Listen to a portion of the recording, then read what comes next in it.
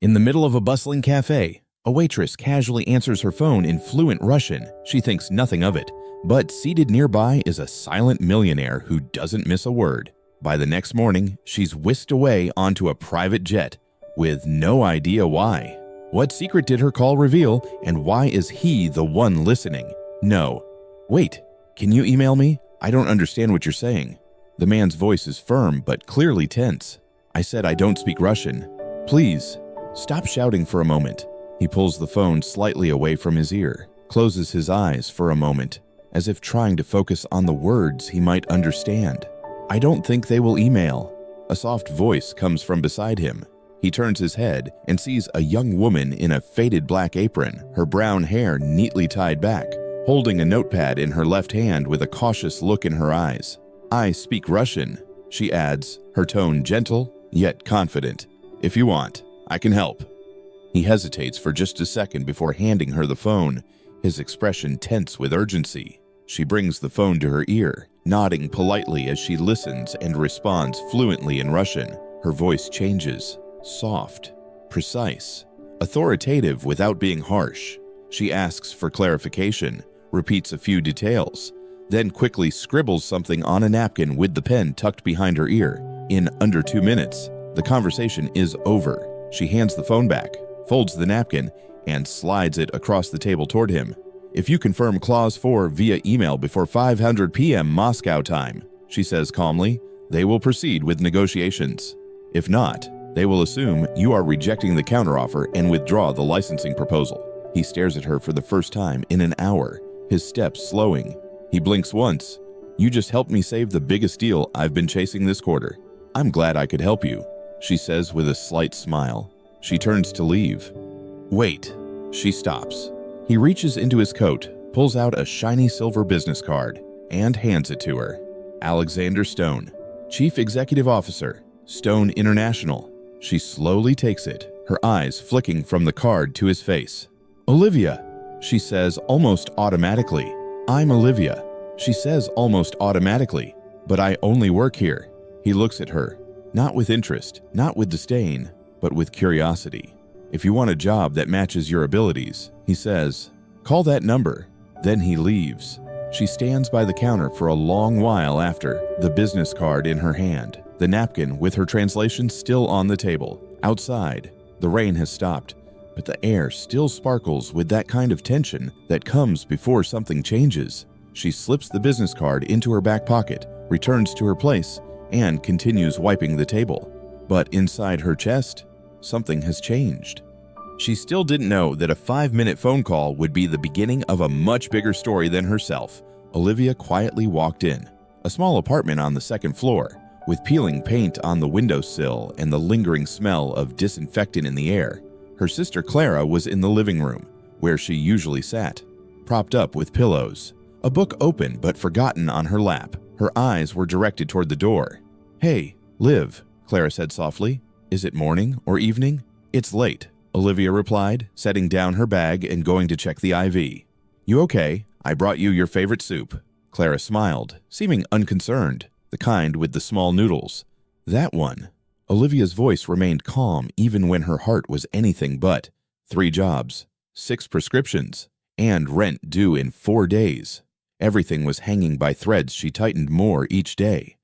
Yet, before going to bed, she still took out her old, battered notebook, flipping through the idioms and sentence structures in Russian. The pages were worn, filled with hasty notes from a college experience that ended far too soon. She read aloud a line of Pushkin, whispering in the dark, even the darkest night will end.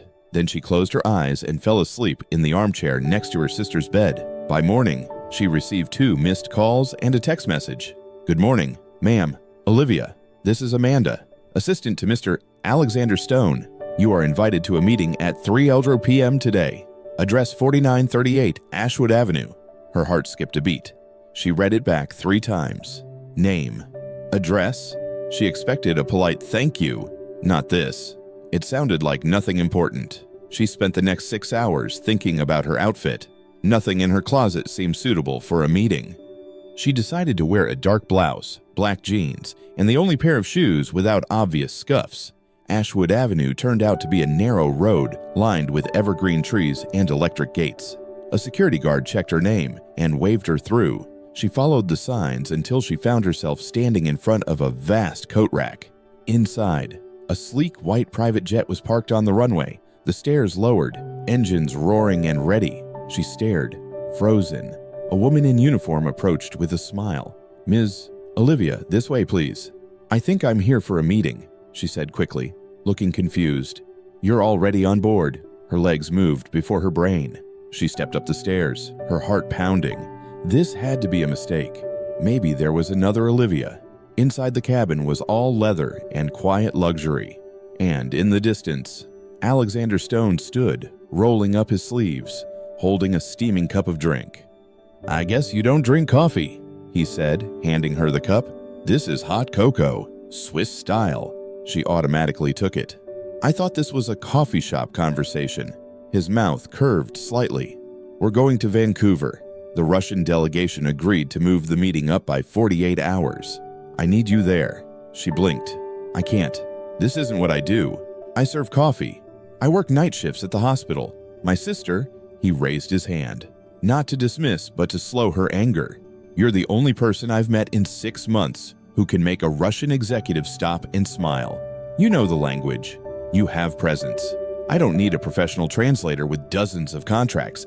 I need you." She looked down at the cup in her hands and then at him. "You hardly know anything about me. I know enough. You listened. You acted. And you're here. And if I say no," he tilted his head, "you will." The airplane door closed behind her. The engines roared louder. "And if I say no," he tilted his head, "you won't do that because something tells me you won't turn your back when it matters."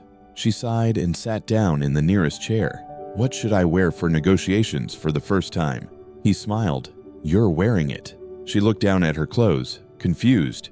He said, "You've shown up, so that's enough." The jet raced down the runway and Olivia stared out the window, her heart still racing. She didn't know where this was headed, but she had stepped onto the plane, and something inside her, a tiny flicker of hope, had just begun to ignite again. The jet reached cruising altitude and the world below became a serene blend of soft grays and silvers. Olivia sat stiffly in the cream leather seat. Her 2 hands clutched the now cold cocoa cup. Her buttoned-up old blue shirt, freshly ironed that morning, but wrinkled from worry, felt out of place against the elegance around her. She crossed her ankles, trying not to scuff the polished floor. Her bag lay beside her on the floor. From it, the corner of an old notebook peeked out. Alexander sat across from her, not saying much. He scrolled through emails on his tablet, but occasionally looked at her, quietly assessing. As the plane shook slightly through the turbulence, Olivia flinched. She quickly glanced out the window, pretending not to notice her stomach pain. Alexander had noticed. Without saying a word, he stood up, walked across the cabin, and reached into the overhead compartment. 1 moment later, he returned, not with a blanket, but with a soft wool sweater. He handed it to her. She hesitated. "Just a precaution," he said simply. She took it. It was warm and faintly smelled of cedar and something she couldn't quite place. Something expensive, yet simple. He also handed her a neatly folded napkin. "I saw you wiping your hands on your jeans when we took off," he said, almost smiling. "I have old habits," she mumbled, embarrassed. "I'm fine," she added. He sat back down, now looking more comfortable. "Have you flown before?" "Once," she admitted. "When I was 12, but it was in economy class and bumpy." "This time is better," he said. After a moment of silence, he understood the feeling of anxiety. She looked at him, curiosity winning over her worry. "You don't seem like someone who worries a lot." He leaned back, arms crossed. "That's the issue with suits on private planes. Everyone wears armor." She smiled, surprised by his honesty. "My mom was a translator," he added. "She grew up in St. Petersburg. She taught me to count in Russian before I even knew how to spell my name in English." "She must have been very proud," Olivia said gently. "She passed away when I was 17. He nodded. "Sorry."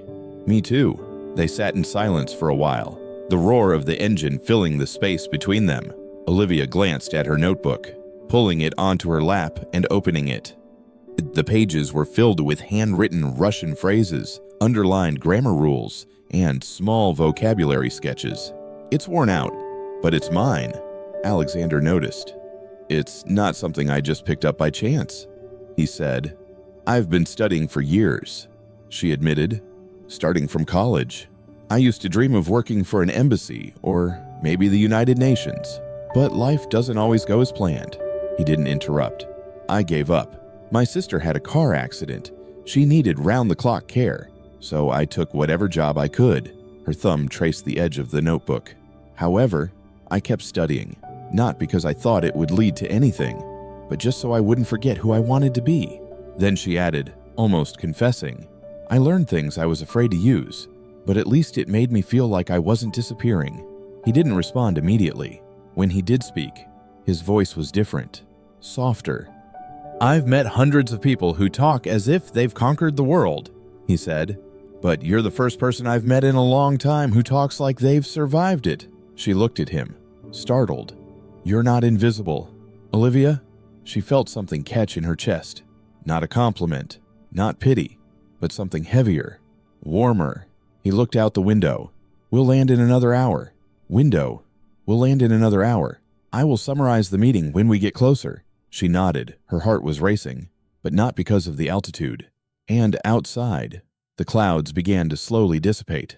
The conference room inside the sleek glass tower overlooked the Vancouver harbor, where boats glided gently in the late afternoon sun. Inside, the tension was rising, a delicate dance of formal nods, porcelain cups, and carefully expressed openings. Olivia sat next to Alexander at the oval conference table, a thin microphone in front of her, a small, untouched glass of water to her right.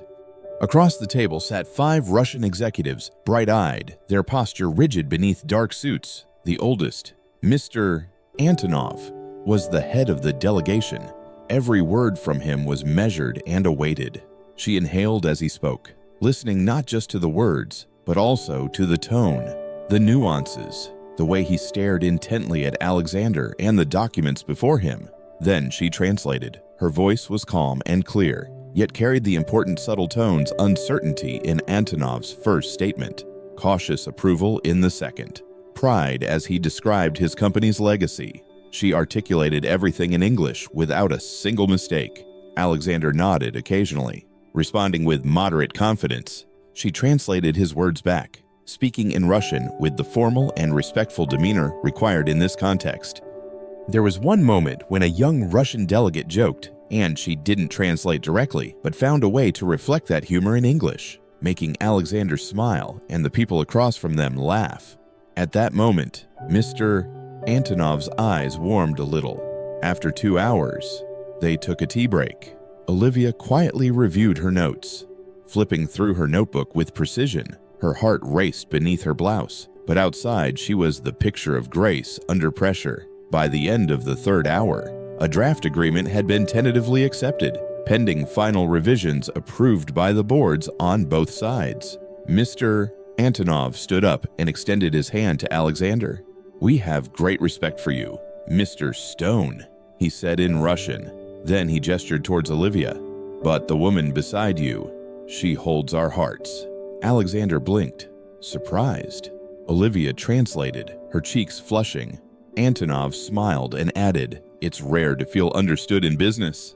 "She makes us feel understood and heard." As they exited the building, the sun had set, casting a golden glow over the wet streets. Olivia walked a few steps behind Alexander, clutching her notebook tightly to her chest, not knowing what would happen next. He stopped near the park entrance and turned back. "Come here," he said gently. "Let's take a walk." They stepped onto the quiet path under the bright streetlights. The trees whispered above. "Finally," he said. "You are perfect." She smiled shyly. "I'm so scared." "You don't show it. I'm very happy," she said. "But I did." They walked in silence for a few more steps. He glanced at her. "Today you made me think differently." "About what?" He stopped near the edge of a small fountain and looked at the dark water. "About the meaning of being good enough. I've been around many Ivy League graduates, eloquent speakers, and highly paid professionals." He paused. None of them had ever made Antonov smile. She looked at him uncertainly. He turned to her with a softer tone. "You remind me that sometimes the best isn't what you think. Not always the person with the longest resume is the one with the best credentials. Sometimes it's the one who stays up late studying, who has no reason other than that it means something to them. The one who never expects the door to open." Olivia didn't know what to say. Her throat tightened. Alexander looked at her gently. "Today you opened a door." She looked down at her hands. "I didn't even know I had a key." He smiled, saying nothing more. The night air wrapped around them in quiet understanding. And somewhere inside Olivia, something had changed. No longer was she the girl who dared not dream, but a woman whose voice carried more meaning than the words themselves. The day after they returned from Vancouver, an invitation was sent 2 days after they returned from Vancouver. Olivia had just regained her old rhythm, back at the cafe working, back with her sister in the evenings when her phone buzzed with an official email from Stone International. The subject line read, "Hiring for communications consultant position, Stone International headquarters." Her hands trembled as she scrolled through the message. It was real. They wanted her not just to interpret, but for a larger purpose, a full-time position on the global communications team. This meant a stable salary, health benefits, and flexibility in caring for Clara. It meant the recognition she hadn't felt in years. Momentum. She agreed. By Monday, she was on the 38th floor of a glittering glass tower in downtown Los Angeles, sitting at a glass table with a view. Her name was on the door, Olivia Bennett, communications consultant. The first few weeks were exhilarating. She helped refine presentations for international clients, assisted the public relations team in preparing for global launches, and even rewrote key segments of a speech that Alexander would later deliver flawlessly in front of an auditorium full of European executives. Everyone seemed polite, respectful, almost everyone. Rachel was the first to welcome her when she arrived at the office on her first day. Tall, well-dressed, with a practiced smile and eyes that never softened. "Welcome to the big leagues," Rachel said, her tone friendly but distant. "Let me know if you need help catching up." Olivia smiled, thanked her, and got to work. But the little things started to change in the following 2 weeks. A file she had carefully translated went missing. The name of a client was misspelled in a memo, even though she swore she had double-checked it. The documents she saved and time-stamped were mysteriously updated after hours. And then the real blow came. A crucial contract Olivia had prepared for a Russian client had been severely mistranslated not once, but 3 times. Small words, but with huge implications. The client responded immediately, extremely angry, accusing the company of misrepresenting the terms and threatening to cancel the contract. Olivia was utterly stunned when she received the news. She opened her original file. The correct terms were right there. She pulled up the sent letter, formatted exactly the same, but subtly and deliberately changed. She marched straight to Rachel's desk. "Do you have access to this file?" Rachel blinked, her expression perfect as a painting. "I help manage all customer correspondence." "Why?" Olivia said nothing. An hour later, she was called into the HR room. They didn't directly accuse her, but the implication was very clear. She was the last one to touch the file according to the log. Due to the risky relationship with the client, she was temporarily suspended while awaiting an internal review. She slowly packed her things. Her hands didn't shake, but there was something in her chest that trembled. When she reached the elevator, her card had been deactivated. That night, she couldn't sleep. Clara asked Olivia what was wrong, but Olivia just smiled. "It's just a work mistake. I'll fix it." The next morning, she received a private message from Alexander's assistant. Goodbye. However, she still went. When Mr. Stone requested her to be in his office at 9 a.m., "Please come right away." She wasn't sure if it was a summons or a farewell. However, she still went. When the elevator opened to the top floor, the hallway was silent. The door to his office was open. She stepped inside. A cup of hot cocoa sat on the edge of the large wooden table, steam rising warmly. Next to it, a handwritten note in dark blue ink. "If you had enough courage to step into the storm once, then today I believe you have enough courage to stand in your own." She looked up. Alexander stood by the window, arms crossed. his posture still and unreadable. At first, he said nothing. She slowly approached, picking up the note. Then the cup of cocoa. "Not me," she whispered. I know that stopped her. He turned around, finally meeting her gaze. "I told it to pull the logs. The file had been edited under your login after hours from a remote IP. "Rachel," Olivia whispered. He nodded. She had been investigated, but that didn't change the optics. "I need to act quickly. The suspension is procedural, but I never believed it was your fault." Her throat tightened. "Why didn't you tell me you said to go back? If you still..." "Because I wanted to see if you would come back," he said. "If you would still walk in here with your head held high." He did. She said nothing. He stepped closer, gently taking the cup of cocoa from her hand and placing it back on the table. "This place, this world isn't always fair," he said. "But I'll be by your side." Her eyes watered, but she didn't cry, until he quietly added, "I believe you, Olivia. That doesn't change, and it won't change." That night, it rained lightly. The sky was gloomy, and the streets sparkled under the weight of the quietly bustling storm clouds. Olivia sat by the window of her apartment, her sister Clara sleeping in the next room. She should have felt relieved. The truth had been exposed. Rachel had been exposed. But instead, Olivia felt empty. There was a knock at the door. She opened it and saw Alexander, not dressed in his usual crisp suit, but wearing a dark coat with the collar up, hair wet from the rain. He held a folder in one hand and something tucked under his arm. "I thought you might want to see this," he said softly. He stepped inside without ceremony, placing the folder on her kitchen table. Olivia followed.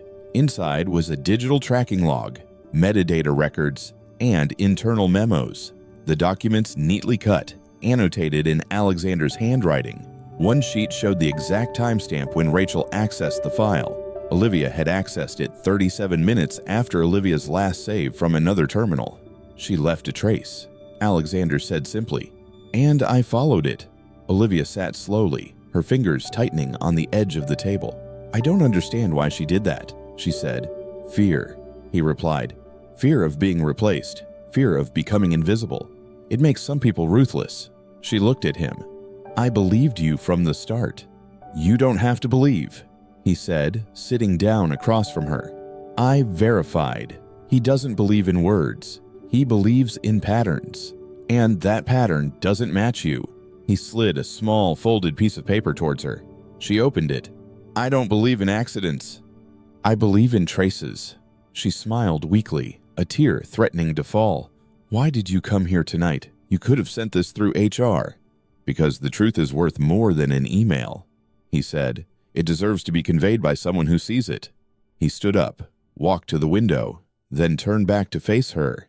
"You stepped into my world without asking for anything," he said gently. "But every time you speak, something in the room changes. People listen." "I don't know if I belong in your world," Olivia whispered. Alexander studied her. "Maybe not.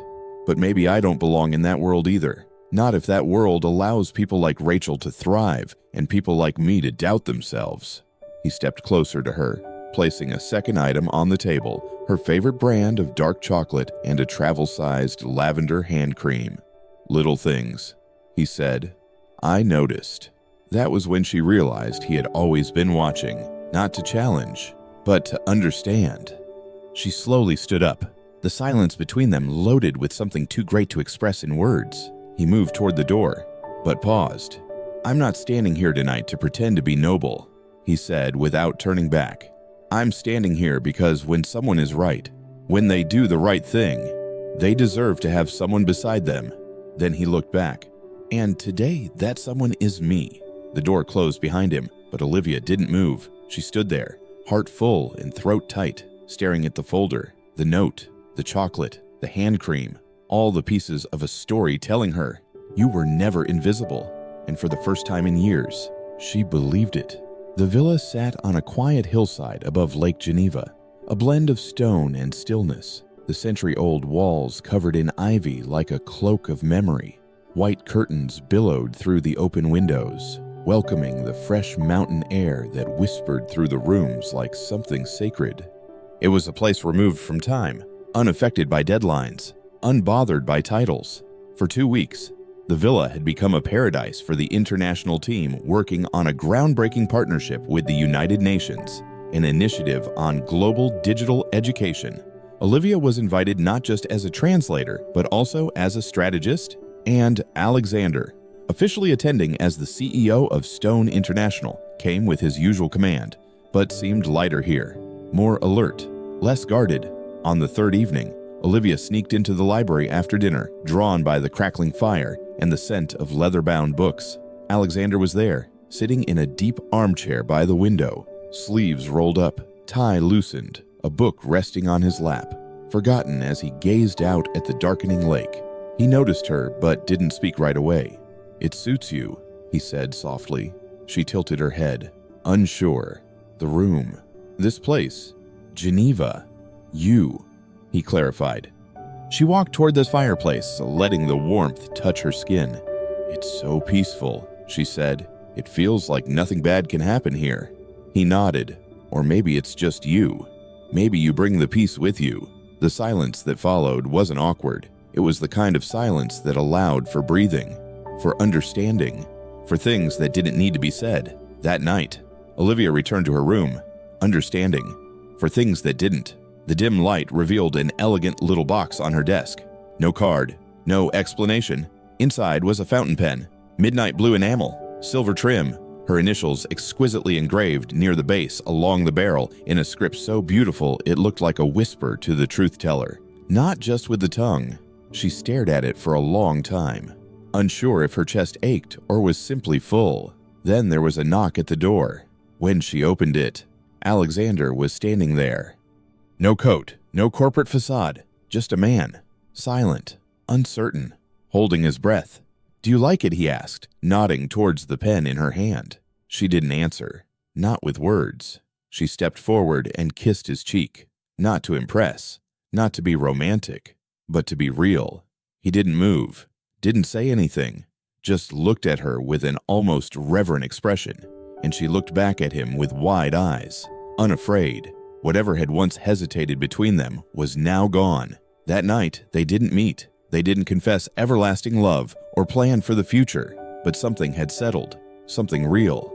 In the days that followed, they worked as a pair, not just as colleagues, something closer.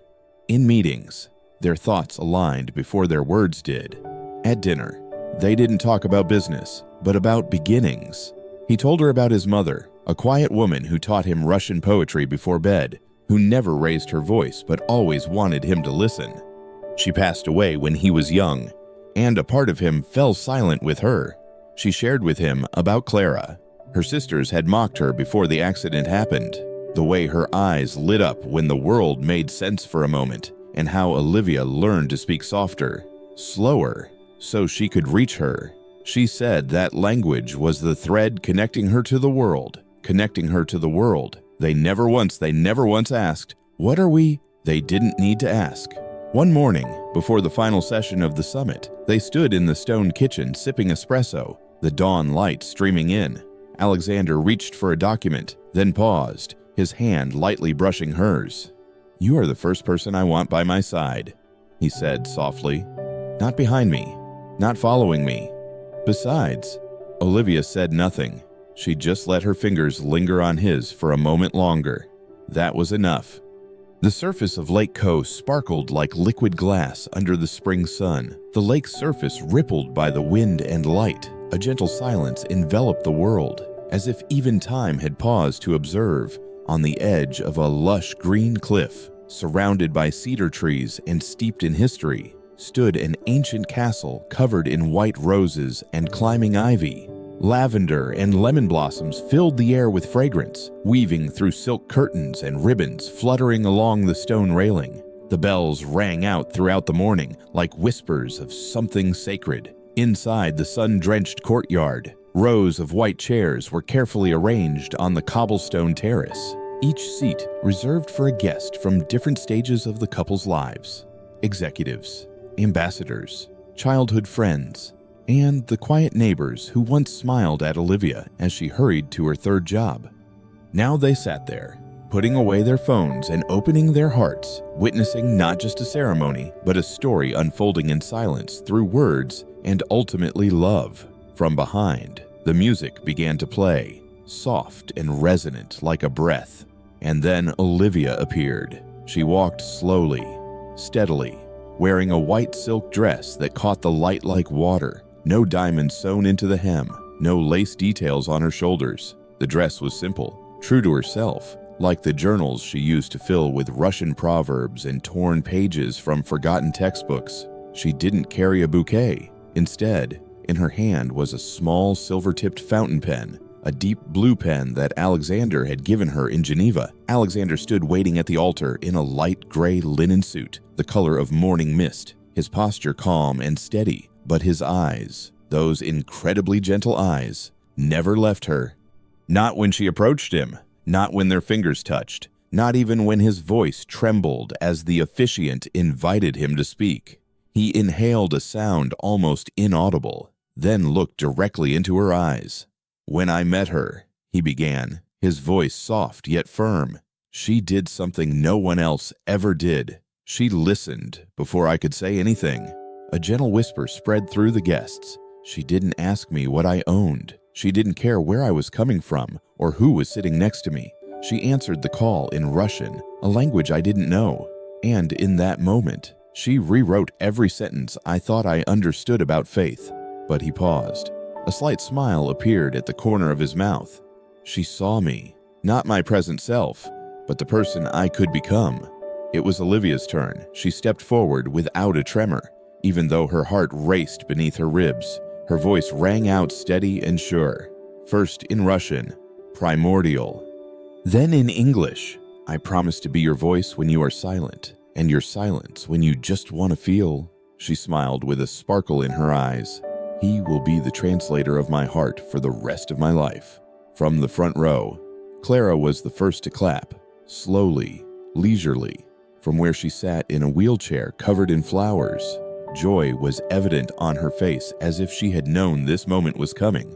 Then the bells rang out once more. White petals drifted down from the balconies above, mingling with the blessed breeze.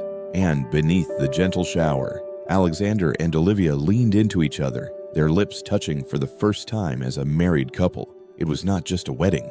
It was a promise spoken in the softest dialect, a punctuation mark at the end of a sentence that began many years ago in a small café, where a girl answered a call and, in doing so, answered her life. And under the Italian sky, amid roses and wind, and all the ways two people could learn to understand each other, a story began with translation that found its truest meaning, with love, with trust, and a future not born of luck but of choice.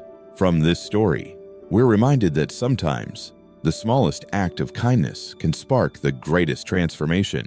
A gentle word, a helping hand, or simply showing up at the right moment can change someone's entire world.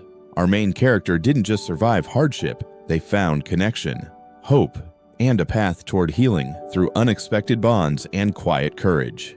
If this story touched your heart, we invite you to leave a message of support for the main character. What do you think they should do next? Take a leap of faith. Open their heart a little more. Your words could be the encouragement they need. And if you believe in the power of real, heartfelt stories like this one, don't forget to subscribe to Touching Tales Hub. Join us as we continue to share moving, inspiring, and deeply human journeys, because the next story might just be the one that speaks directly to your soul.